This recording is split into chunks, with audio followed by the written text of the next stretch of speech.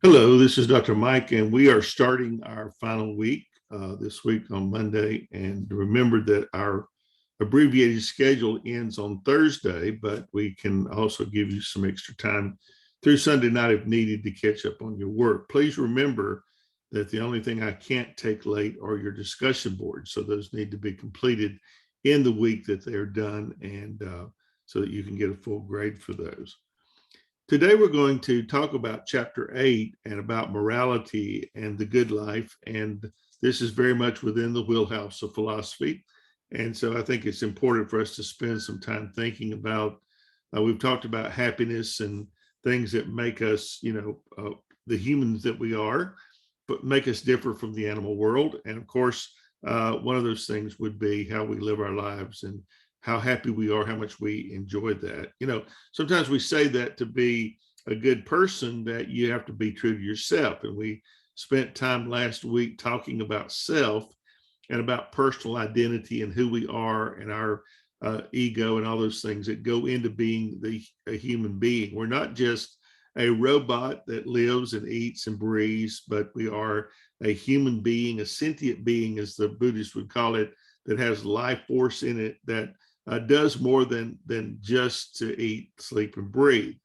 And so, the other question is, does, being a morally good person, does that make a person necessarily happy at the same time? So it's important for us to think about these thoughts as we go through this chapter about moral philosophy or about ethics. I teach a class in ethics quite often, and we talk about a lot of the things that go into making us who we are, and search for the best way to live, for the right principles to live by that guide our actions. And, so we kind of deserve talking about that kind of on its own. Your actions that you take, really, I had a professor once who said it very well. He said that what you live is what you believe, and the rest of it's just a bunch of talk.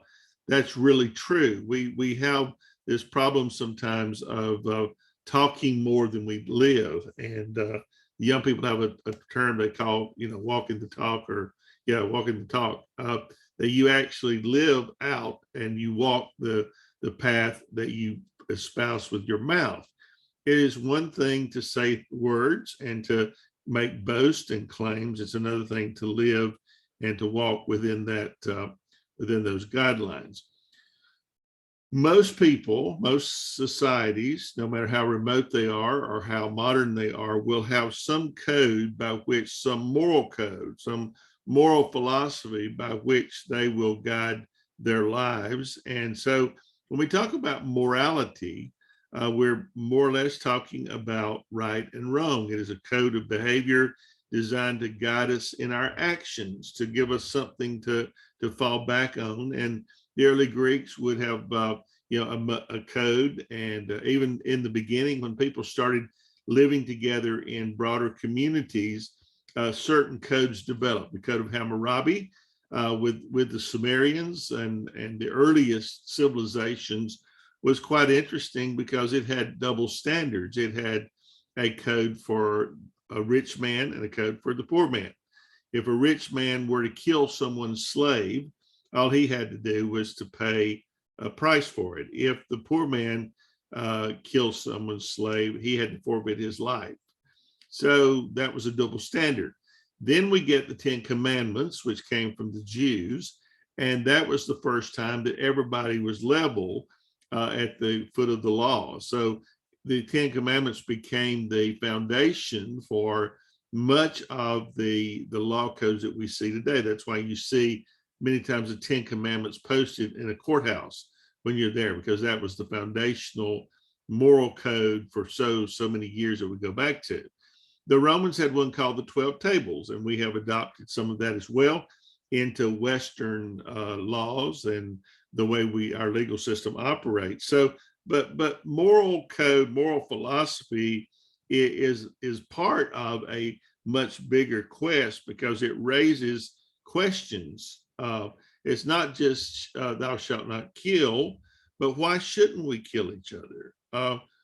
We should help each other, but why should we help each other? What are the reasons we give to defend one sexual ethic rather than another.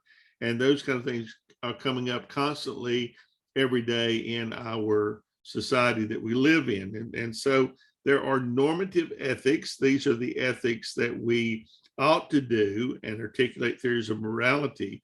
But moral philosophy dictates, a good life. There's some people that are really good rule keepers, right? A lot of people in religion keep rules. They pray 5 times a day in Islam. The Christian have these moral codes that they keep. The Jewish people have moral codes that they keep. There's something about law keeping and rule keeping and human nature that just kind of we're challenged by. It doesn't mean that we go by them and do a very good job, but somehow it makes us happy to be under bondage or to be in a rule. To live totally, absolutely, completely free may be pie in the sky. It might not be possible for humans because we don't understand boundaries.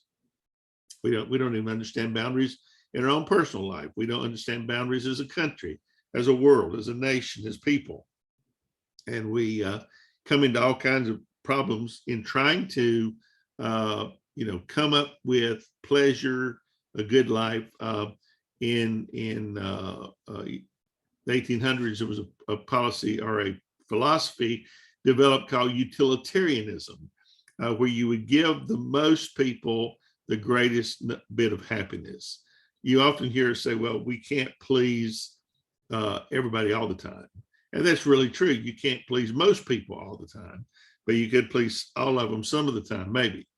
That is the kind of thought that we have here, is that our philosophy and our moral philosophy will allow us to get the most pleasure and the most enjoyment out of our lives that we possibly can without hurting or damaging another human being. And that's where we kind of draw the line. My rights end where your rights begin. We often say, well, I have the right to free speech. That is true, but there's a limitation on that. There are some things that you can't say without it being libel and getting you in trouble and getting you in the court of law. You can't just go around saying anything you want to. We live in that day when, as I said last week, truth is really under fire. And so we don't know now what's true and what's not. So we have to be very discerning, but you can't, or you shouldn't be able to go around, news people should not be able to tell untruths. They ought not be able to fabricate. They're there to report the news. They're not there to analyze it. And people that listen don't know the difference between reporting and analyzing the truth. A lot of the philosophers of old, Aristotle included, thought that contemplation or meditation was a way to seek happiness, where you cleared your head of the troubles and the things that you have that hinder you. There's a lot of self-interest in morality, and in that we think of that, first of all, several terms that will help us with that. One is the term ego. Your ego is that self, that the id, pretty much that Freud talked about, that darker evil side, that person who you really are. It is counterbalanced by the id and the superego. So moral principles are what really keep the baser you in line. What would some people do if it wasn't against the law? If murder wasn't against the law, there would be a lot more murders, right? If robbery wasn't against the law, or lying, cheating, stealing, there weren't rules in place as a deterrent. Probably we would have a lot more things than we do. But the opposite of ego, being self-centered, being all acts are basically selfish. That would be the psychologist version of egoism. Ethical egoism is that you ought to act selflessly. Psychological altruism is the opposite of that. Altruism is that you ought to be helpful and trying to help people. Some of our acts are naturally altruistic. We do things that generally help the population, and they generally help us to function as a society better. But ethical altruism is you ought to act for the good of others. And so that's kind of the point that we want to make with that we should be, considering others higher than ourselves in our actions. Now, we do understand, and you understand, that there are people that just take advantage of that. You can only help some. You can only help some people so far. So it's important to kind of have some limits on that. But when we think of morality as well, not only do we think about egoism and altruism, but we also think about relative morality versus absolute morality. That is when you take things to an absolute nth degree, when you're absolutely, there is no exceptions. We see a little bit of that right now in the abortion debate, where states are forming these new rules that will ban abortion, and where before they would allow abortion based upon a rape or incest or the health of a mother. Many of these new rules don't even make an allowance for that. It's now illegal to perform an abortion, even to save a mother's life in some of these states. And so some of this stuff is relative.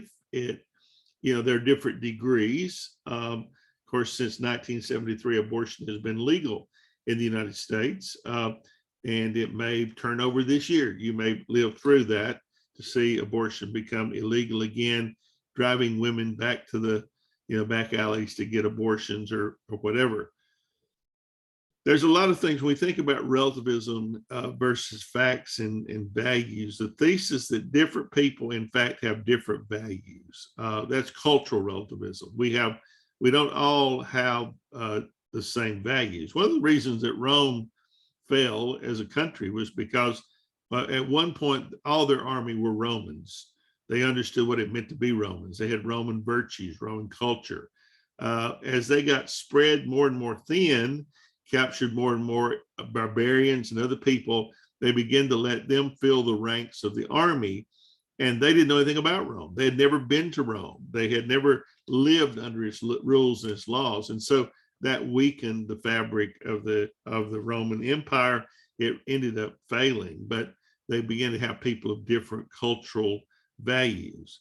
Ethical relativism says that the thesis that what is right depends on the moral norms of a culture or a society, and that accordingly the same action can be right in one context and wrong in another. Think about that. So as our culture changes, those moralities do change. We've seen that happen before. There was a time in which it was a crime for an African person to marry a white person, and that has now been changed. There was a time when all manner of things could happen, but culturally, we hope we had grown to move beyond that. So there's a lot of moralities, a lot of steps in this that we could look at and talk about. The master and slave morality is a good example that the book talks about. The things that went on under slavery raised all kinds of questions. The problem was many of those were very religious people. There were pastors that had slaves. Our founding fathers had slaves. They incorporated slavery into the Constitution of 1789. How do you justify that? When Thomas Jefferson, who was probably the most free thinking of the group, had a number of slaves at Monticello, and he went through the books to see where he was making money, where he was losing money, and he found that the breeding and selling of slaves were the only part of Monticello that was making money. So he refused to free his slaves, and until he died. So basically, those are moral decisions. How do you live with yourself?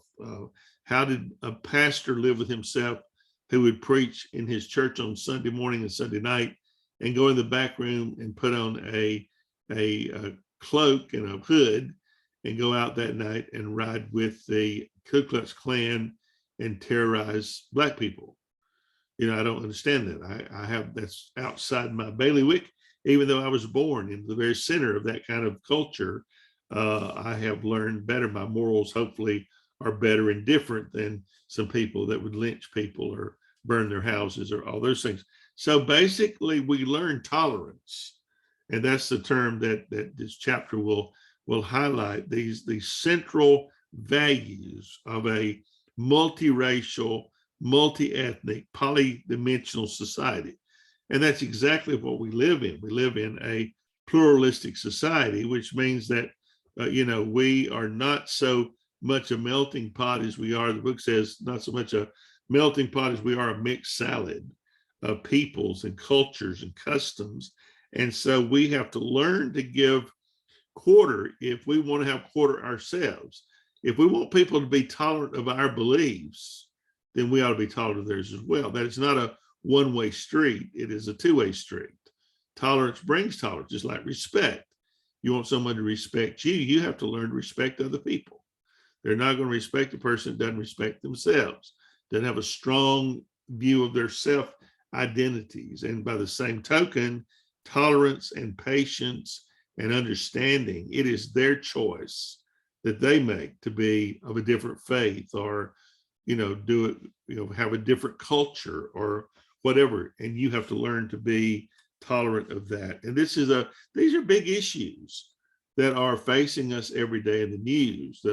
The ideas of critical race theory, the ideas of, with Disney right now in Florida, battling with the government and over, this don't say gay law. Those are all cultural issues that have moral premises that fit well within the philosophy.